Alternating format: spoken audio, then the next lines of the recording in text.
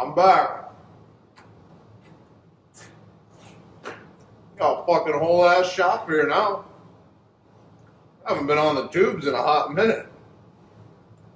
Well, let's get started. Well, where does one start? So, first off, got the big green monster I'm sure many recognize back here. So, let's start with what happened to me.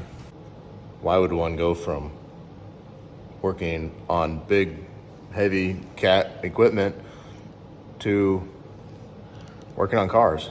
That seems backwards, doesn't it? Yeah, in some ways it does. But what I realized back about a year ago was I needed to be out on my own. I wanted the freedom of working for myself. And like everyone else, I suppose it was probably in the back of my mind all along, you know, through my entire career, that maybe someday I would own my own business. So, as many of you that have followed along, either on YouTube or any of my other social media, you've probably put together that I worked for a Caterpillar dealership on heavy equipment for quite some time. And then from there, I also worked on the side in an automotive shop.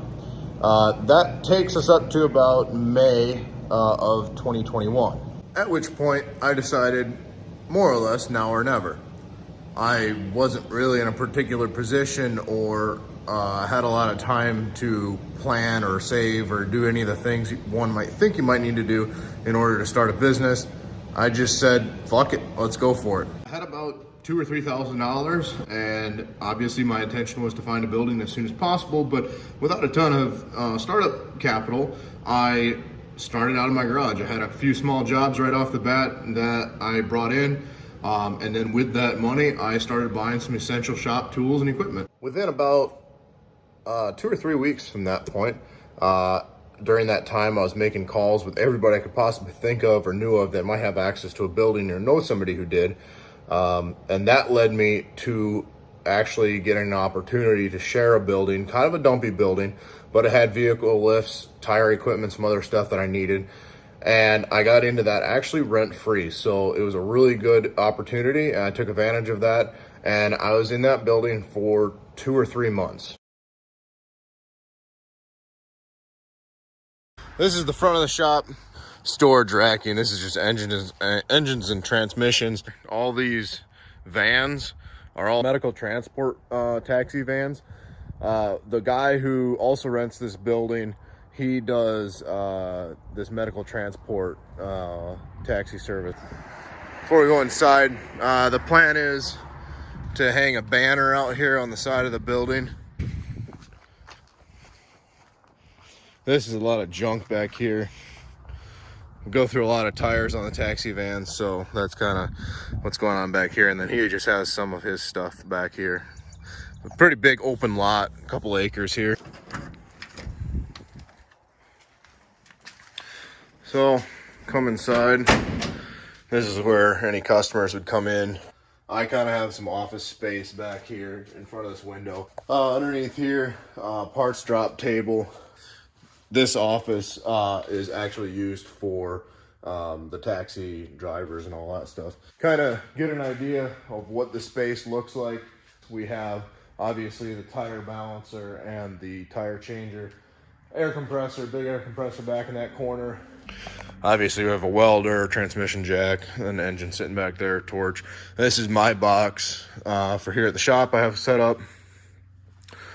We have the press, engine lift, and so what I could have never anticipated from taking on that opportunity, which I didn't, think of much at a time other than just a dumpy building to get started in, was actually the relationships that it brought about with some people that have a lot of pull in this industry. And the advantage of that was, linking up with opportunities such as the current building that I'm in, which was a big jump for me financially, commitment-wise, and all that stuff. Because at the point where I found this building and got into it, I was only in business for about 3, maybe 3.5 months at that point. Let's also not forget that during all of this, I'm still working full-time for the cat dealer, second shift. And I actually did that right up until about a month ago.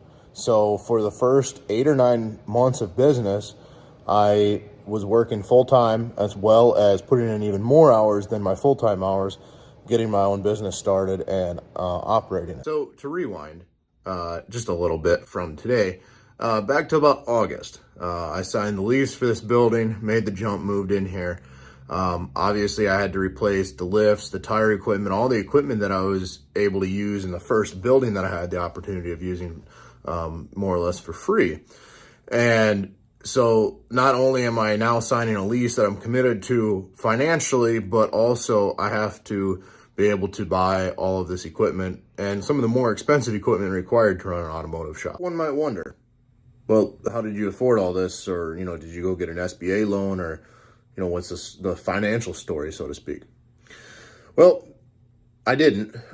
It's more or less been grown organically, and we just bought as we could afford. And at the same time that all this is going on, we're also building a customer base.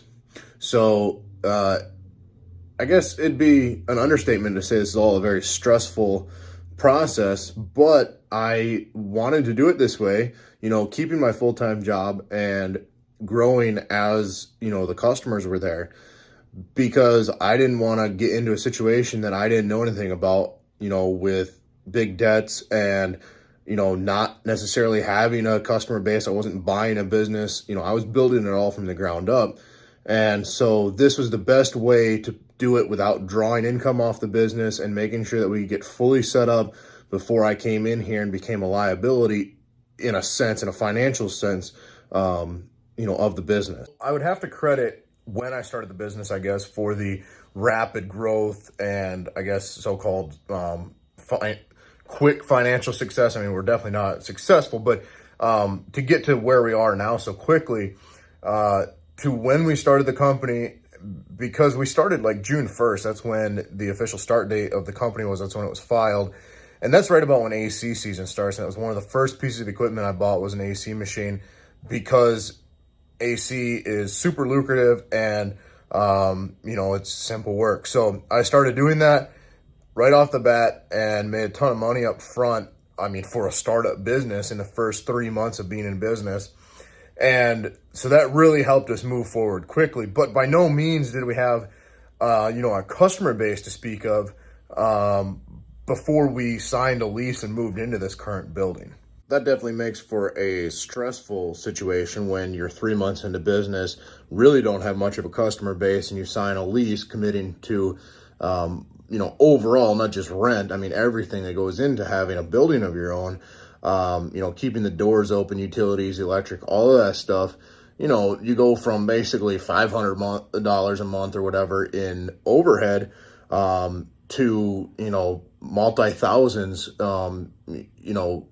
with no change really. I mean, obviously there was change in the first 3 months. We were taking in more work, but 3 months is basically nothing in the grand scheme of, doing work. You don't know what the next month or the next week is going to look like. And if I'm being honest, that really hasn't ever changed for me.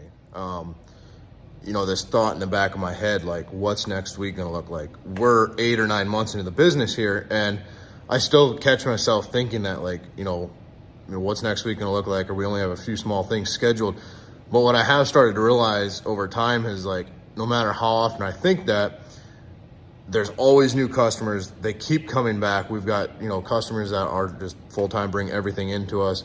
And, that, I guess, is building more and more confidence in the business and what we're doing and the quality of work we're doing, and, how our customers trust us and feel about us. So you might ask, well, how do you get customers so quickly into a brand new business? Well, it wasn't even a question for me, and I guess I knew this from experience working in the previous automotive shop, that Facebook is an extremely powerful place to gain customers from. And I guess it's easy too from a marketing standpoint, because there's not necessarily a target demographic, or at least it's so wide that it's easy to hit, because everybody between the ages of 18 and 65 more or less has a vehicle, and that is our target audience. So we don't have to narrow that down or get too thin with it. And right off the bat, we started marketing, just a couple $100 a month, few $100 a month on Facebook ads. We'd run a couple ads a month, and we saw them immediately, and even up until this day, pay dividends. And so we'll continue doing that. And at our previous location, 98% of our work came from Facebook. We were kind of out of town a little bit, and now, we're downtown, in a downtown location. So we've got a lot more walk-ins. Google does some work for us and stuff like that as well, but we will still continue marketing to Facebook because still month after month, we see that pay off very, very quickly. So that leads us up until today. What are we going to do on this channel? What are we going to do moving forward? Well, I'm going to keep fixing cars. That's what I'm out here to do. And I would like to bring back some content to YouTube. Now that I'm out on my own, I don't, have any restrictions as far as making content. So that's what I plan to do. I'd like to hear what people want to see. I mean, there's different directions we can take this channel, to a micro degree, all surrounding mechanics and automotive repair and, whatever. But, obviously we're going to take it in that direction to some degree. There's many details and, things we can get into as far as, this is all a learning process for me as far as being a new business owner and getting into that, this whole side of mechanics, running a business. It's not just fixing vehicles. I spend probably about, 50 or 60% of my time actually wrenching, and the rest of the time it's doing administrative stuff and, the not so much fun stuff. I don't think a lot of people realize that getting into business, as a mechanic, going from a mechanic to being a business owner, that's the case, but it really is the case. And so there's lots of things to learn, and I'll take people along for the ride. I'm an open book as far as this stuff is concerned. Yeah. And to make this video not clickbait, as the very last thing that we're going to say, we've so far gotten to the point where the business is doing about $30,000 a month, and that is going to make this video not clickbait. And with all that said, go follow along on Instagram, christianw.buyer, I believe, and that's where you can follow along with the day-to-day life. And with that, get after it.